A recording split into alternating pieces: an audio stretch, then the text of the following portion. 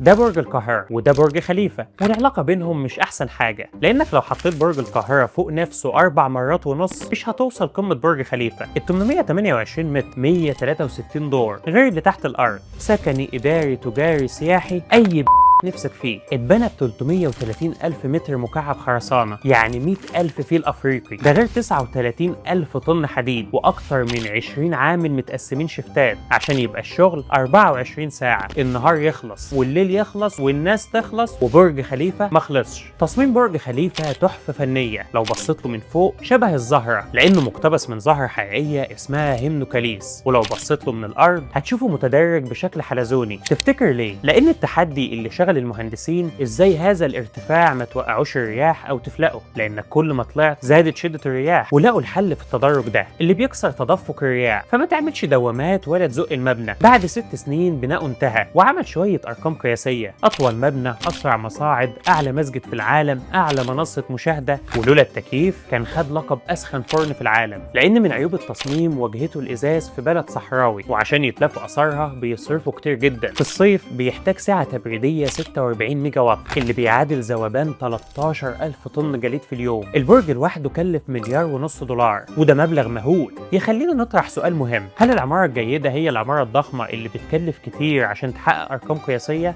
ولا اللي بتحترم السياق والبيئة؟ قول لنا رأيك في التعليقات.